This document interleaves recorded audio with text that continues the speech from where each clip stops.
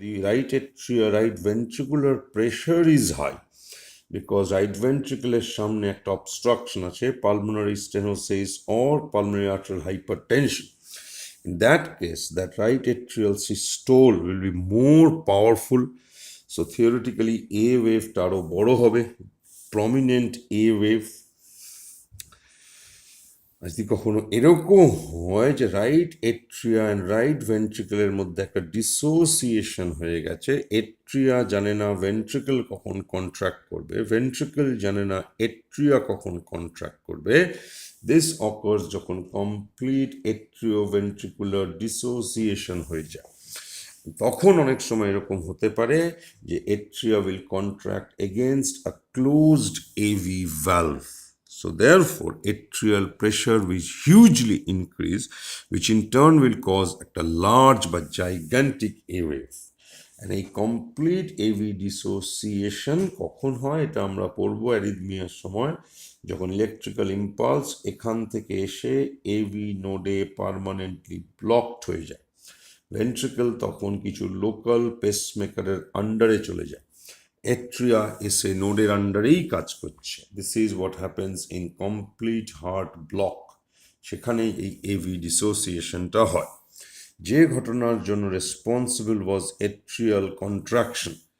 Had there been no atrial contraction, no organized atrial contraction, in that case, jugular venous wave will lose its A wave, and therefore atrial fibrillation, no organized atrial systolic বা contraction, atria just fibrillate করে যাচ্ছে, therefore no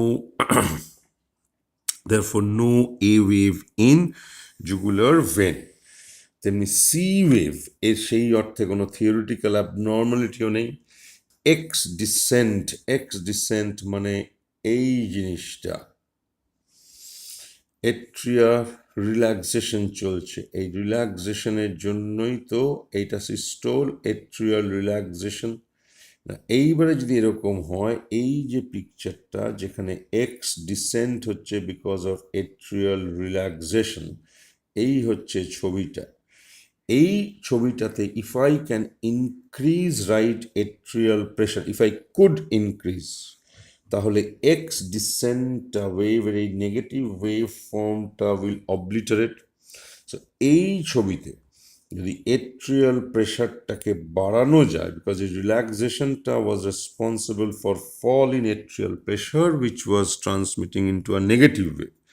so এই ছবিতে প্রেশারটাকে বাড়ানোর উপায় কি, এখানে একটা গ্যাপ করে দিই, এই যে ব্যাকফ্লোটা হবে that will increase atrial pressure.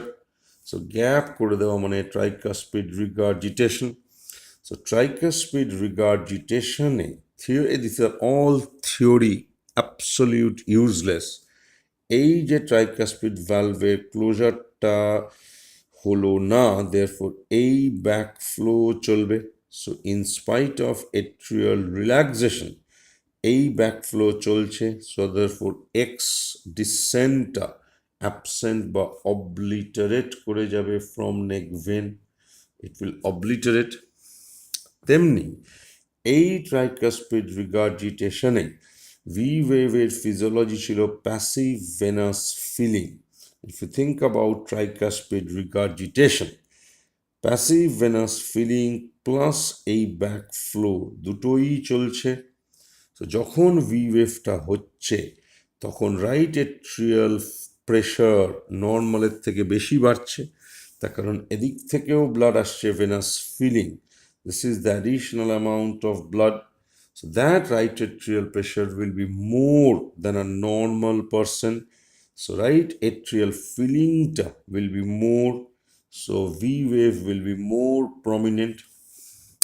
And finally, যখন এদেরই রাইট এট্রিয়ার রাইট এট্রিয়া থেকে ভেন্ট্রিকলের ডায়াস্টোলটা আবার স্টার্ট হবে, এই যে র্যাপিড ফলটা ওয়াজ কজিং একটা ওয়াই ডিসেন্ট, অ্যান্ড এদের এই ফলটা অনেক প্রমিনেন্টলি হবে। সো ওয়াই ডিসেন্টটা উইল বি র্যাপিড। সো এক কথায় এই পুরোটা হচ্ছে টি আর এর venous jugular venous wave form এর ফাইন্ডিং।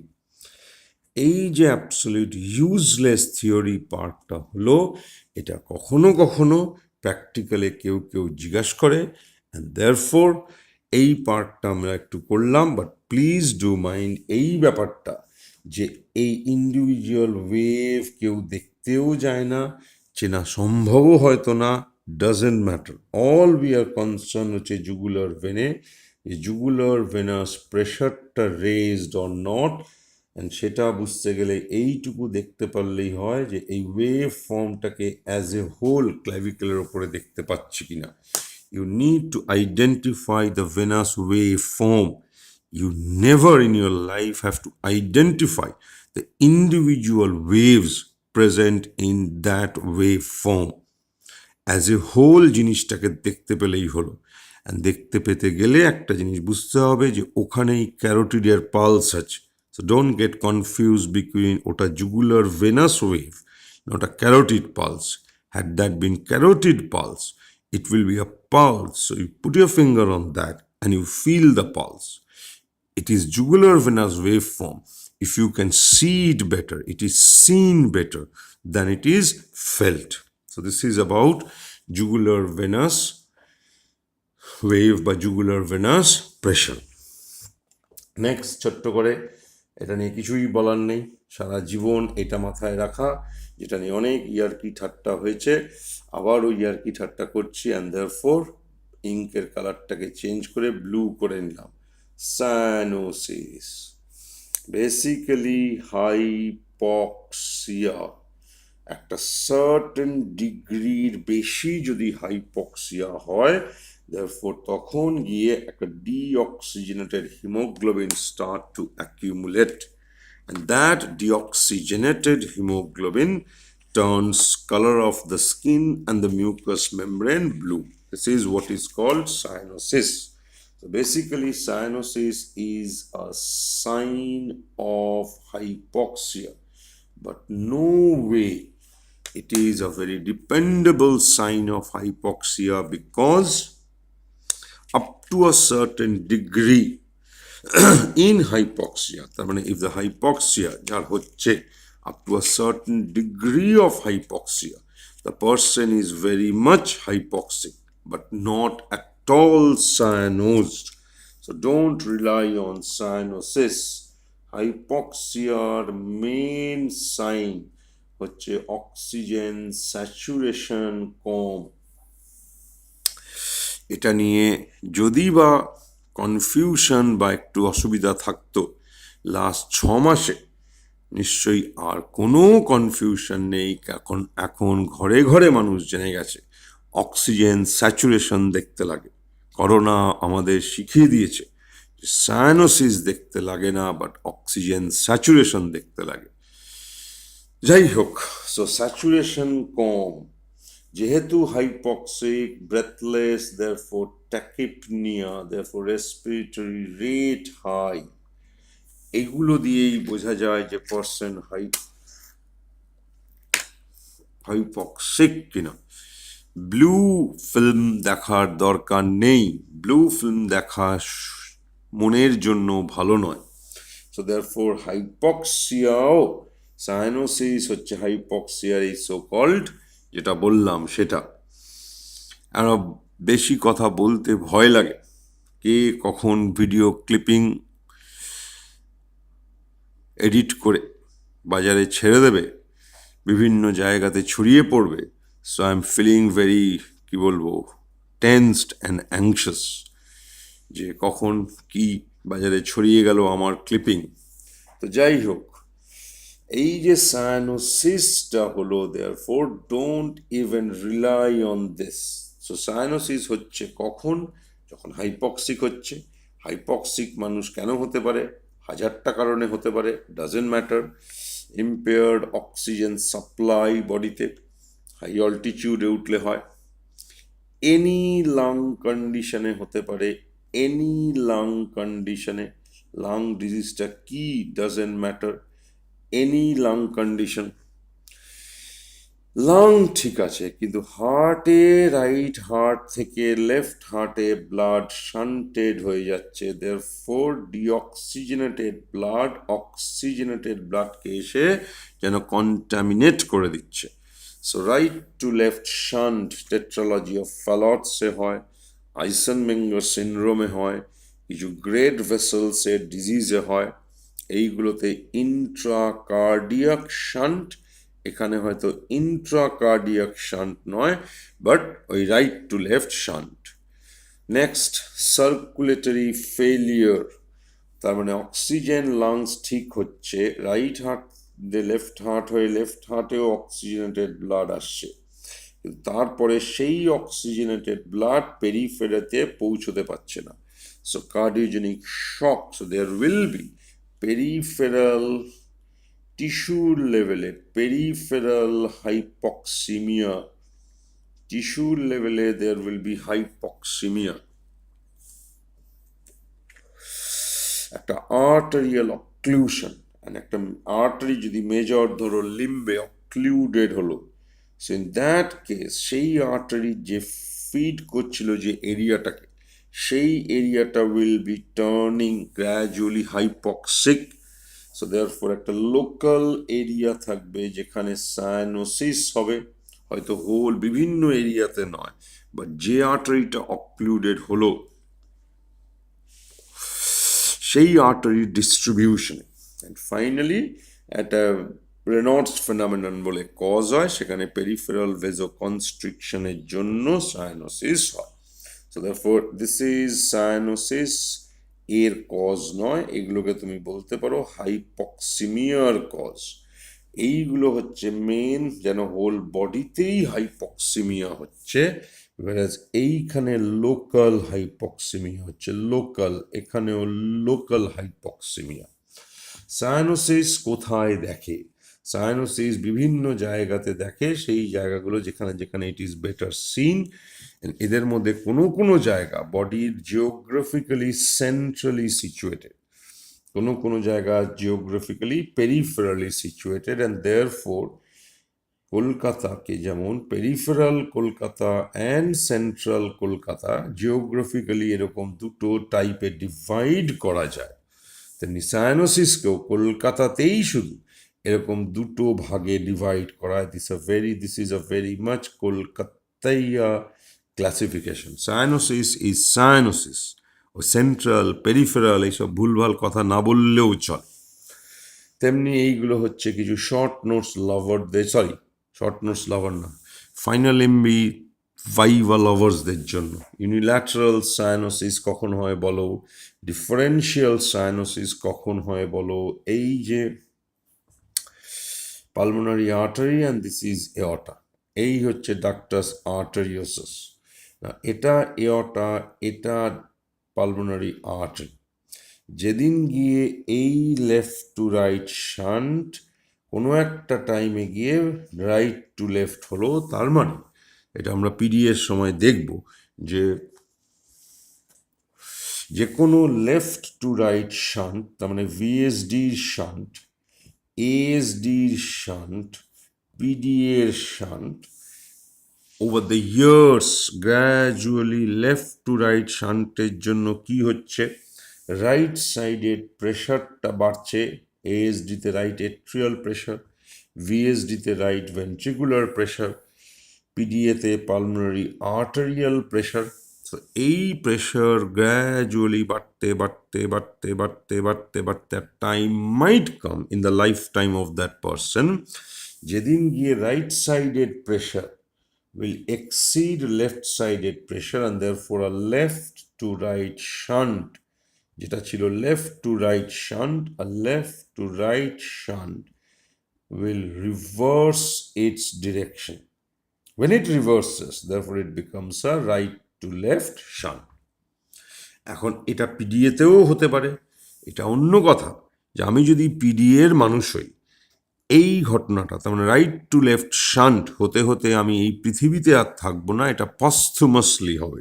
তো যাই হোক, সো স্বর্গে গিয়ে তুমি দেখলে যে আমার রাইট টু লেফট শান্ট হয়েছে পিডিএর, যদি হয় তখন কি হচ্ছে, না বিকজ ডাক্টাস আর্টেরিওসাসের এঅর্টিক এন্ডের, এটা হচ্ছে এঅর্টিক এন্ডের ওপেনিংটা হচ্ছে distal to the left subclavian.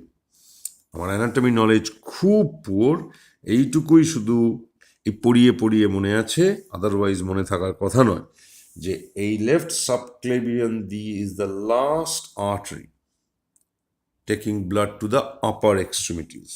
So যেদিন এই ডিঅক্সিজেনেটেড ব্লাডটা এদিকে আসতে শুরু করলো, পিডিএ রিভার্সাল হলো। দেয়ারফোর এই ডিঅক্সিজেনেটেড ব্লাড আর আপার লিম্বে যাচ্ছে না, অনলি লোয়ার লিম্বে যাচ্ছে। তখন সায়ানোসিসটা শুধুমাত্র লোয়ার লিম্বে হবে, আপার লিম্বে হবে না। This is what is called differential cyanosis. So next, এই হয়ে গেল সায়ানোসিস। Next, to conclude, finally again, cyanosis is useless. Cyanosis is not for a doctor. A doctor doesn't look for cyanosis. He or she knows that the patient is hypoxemic because the patient looks distressed, breathlessness, distressed. Patient is tachypneic. Oxygen saturation is low. Cyanosis দিয়ে তারপরে কি accessory muscles of working, এইসব দিয়ে যারা hypoxia বোঝে তাদের brain hypoxic. Next, oedema already হয়ে গেছে, সুতরাং আমার এখানে আর কিছু বলার নেই। একটা গোটা সেশনই বোধহয় ইডিমার আমরা করেছি। দেয়ারফর ফ্লুইড ইন্টারস্টিশিয়াল স্পেসে চলে আসছে, এক্সট্রাভাসেট করে ইন্ট্রাভাস্কুলার থেকে এক্সট্রাভাস্কুলার কম্পার্টমেন্টে এসে যখন সাবকিউটেনিয়াস টিস্যুতে কালেক্টেড হয়, কনভেনশনালি তাকেই ইডিমা বলে। এই ইন্ট্রাভাস্কুলার থেকে এক্সট্রাভাস্কুলার কম্পার্টমেন্টে যে এক্সট্রাভাসেশনটা হচ্ছে, দ্যাট এক্সট্রাভাসেশন, এটা can be a generalised knowledge. এটা শুধুমাত্র সাবকিউটেনিয়াস প্লেনের জন্য নয়।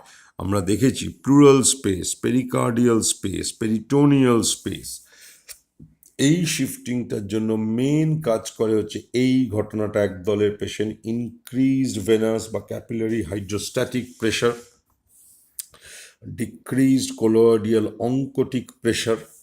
যদি এই দুটো প্যাথোলজি দিয়ে ফ্লুইড এক্সট্রাভাসেট করবে, তাহলে তো এই দুটো প্যাথোলজিজ এভরিওয়্যার। সো এক কথায় এই সব সিচুয়েশনে আমরা বলেছি অ্যানাসার্কা হয়। All the areas are vulnerable to develop this edema. However, অ্যানাসার্কা মানে যে সবসময় অ্যানাসার্কা হতে হবে তার কোনো মানে নেই। It can be anasarca or anasarca. Systemic ডিফেক্টসগুলো সিস্টেমিক্যালি আছে, whereas localized fluid collection হচ্ছে লোকাল কোনো ডিফেক্টের জন্য। যেখানে ফ্লুইডটা কালেক্টেড হচ্ছে সেখানে কোনো লোকাল ডিফেক্ট আছে, সেখানে একটা ভেনাস অক্লুশন হয়েছে, আর অক্লুশনের জন্য লোকালি ভেনাস প্রেশার বেড়ে গেছে। সো লোকালি একটা ইডিমা হচ্ছে, লোকালি একটা ইনফ্লামেশন হচ্ছে সাবকিউটেনিয়াস প্লেনে, cellulitis, thrombophlebitis. These are local oedema, তার মানে লোকালাইজড প্যাথোলজি।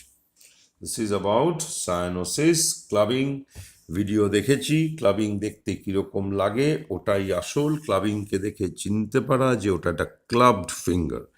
সাবাঙ্গুয়াল টিস্যুর প্রলিফারেশন হয়, সাবাঙ্গুয়াল টিস্যুর প্রলিফারেশন হয়ে সাবাঙ্গুয়াল টিস্যুর যে প্রলিফারেশনটা হচ্ছে, সেই প্রলিফারেশনের জন্যই এই অনাইকোডার্মাল অ্যাঙ্গেলটা লস হয়ে যায়, লিডিং টু ক্লাবিং। ক্লাবিং অনেক রোগে হয়, তবে ক্লাবিং শুনলেই প্রথমেই সারা জীবন ডাক্তারের একটা অর্গানের কথাই মনে পড়া উচিত, দ্যাট ইজ লাং ডিজিজ। অনেক রকমের lung disease can lead to clubbing. Cardiovascular ডিজিজের মধ্যে মেনলি যখন রাইট টু লেফট শান্ট হচ্ছে, বিকজ এই ক্রনিক হাইপক্সিয়া বা একটা ক্রনিক ইনফেকশন, ইনফ্লামেশন, এরাই আলটিমেটলি এই প্রলিফারেশনটা করায় ভায়া কিছু mediators. So therefore lung disease, cardiovascular disease এর বাইরে যা কজ অফ ক্লাবিং লেখা আছে সে তুমি মনে রাখতেও পারো, নাও মনে রাখতে পারো। এটাই অনেক সময় ক্লাবিং ইজ ইকাল টু এইভাবে বলা হয় একটা নেমোনিকের মতো করে, সেইভাবেও তুমি মনে রাখতে পারো। সি ফর এই cyanotic heart diseases, L for lung disease, U for ওই ulcerative colitis, B for biliary cirrhosis, so on and so forth. So this is clubbing. Therefore, my question to you is, একটা person with clubbing যদি তুমি দেখো, this is খানিকটা clinically ব্যাপারটাকে ভাবা। Clubbing আছে একটা ফিঙ্গার মানুষের, ইউ থিঙ্ক অ্যাবাউট এর কি ব্রেথলেসনেস আছে, এর কি হাইপক্সিয়া আছে, এর কি হাইপক্সিয়া আছে, because you are trying to figure out এর কোনো লাং বা হার্ট ডিজিজ আছে কিনা, লাং বা হার্ট ডিজিজ আছে কিনা। নেক্সট, ক্লাবিং এরই একটা এক্সটেনশন, এটা নিজেরা পড়ে নেবে, এটাকে বলা হয় hypertrophic osteo arthropathy. This completes this video.